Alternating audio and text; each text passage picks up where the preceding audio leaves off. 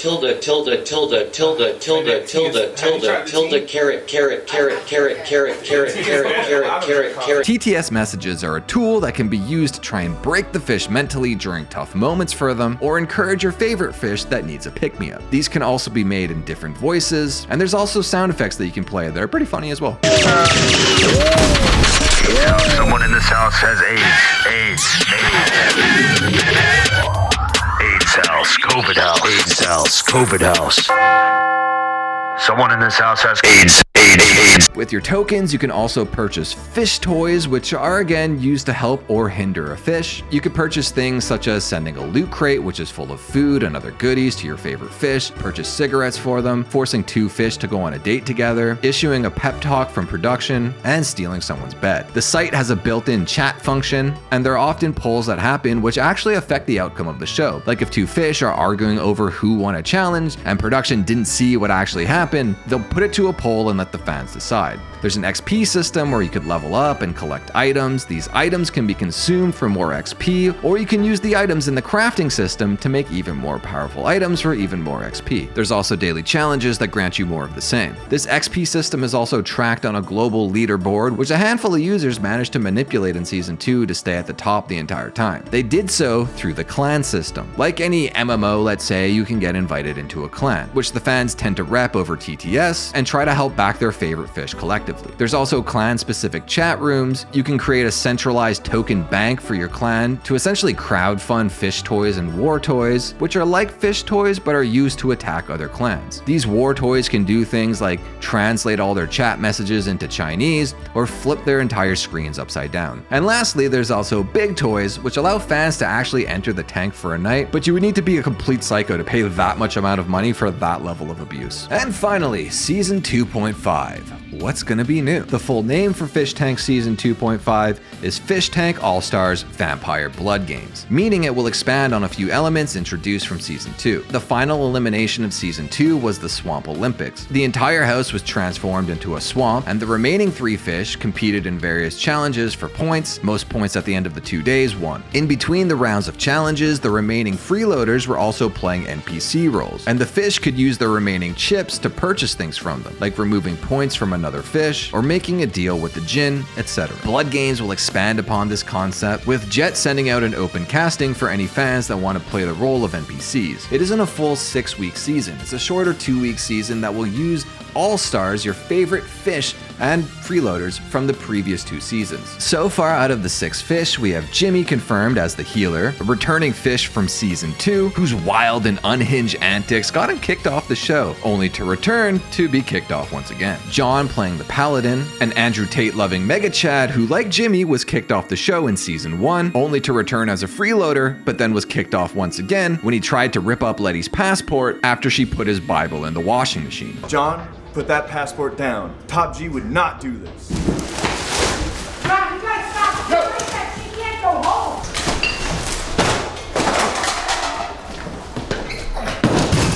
Why would we let you break her passport? Letty playing the witch, the runner-up from Season 1, who was never afraid to push people to their limits, and she constantly seems like she's guilty for something. Tree ball.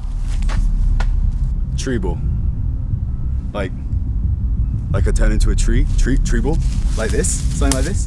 Why are you talking to me? I'm invisible.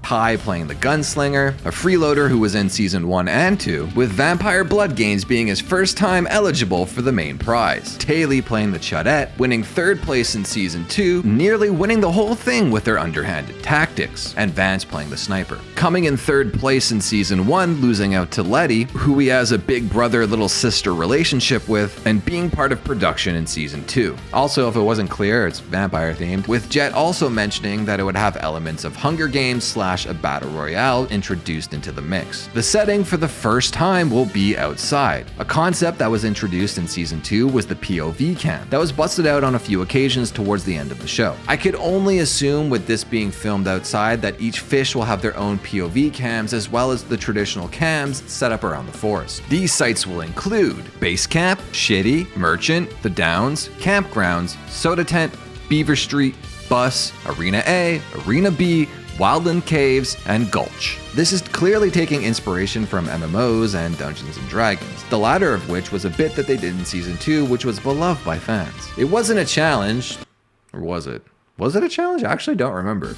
May have been a challenge. I feel like it wasn't a challenge. I feel like they just played D&D one night and it was amazing. It was so fun. Either way, it was a fun night where everyone got together and role played like silly billies. And again, if you notice, each of the 6 fish involved have all been given class roles, playing into the LARPing aesthetic. They also each have health points, which will most likely play into the battle royale elements. As a viewer on the site, you will also be forced to pick a faction for Season 2.5, fish, shark, or vampire, as well as a class, attacker, healer, or troll. There's also a new system where the viewers can create quests for production and the fish to achieve. Users will have to donate tokens, and once the meter is full, the quest is achieved. For instance, there's one on the site that's close to being achieved called Fatted Up. Survival in the woods requires some extra calories. Why not get them all now? Weigh in, and 24 hours later, the fish with the most weight gain, as a percentage of their body weight, wins. Meaning if this is achieved, you've literally paid for the fish to get fatter. Creating an account and watching live is free, so I actually suggest you do that. It's a really fun experience. You could also purchase a season pass, which I believe is $60, which includes the edited version of the show early, as well as some tokens to spend on fish toys, TTS, or whatever. Fishtank All-Stars Vampire Bloodgames will begin June 25th. If weather permits. And if you happen to have a social life and aren't able to physically watch Season 2.5 24/7, you could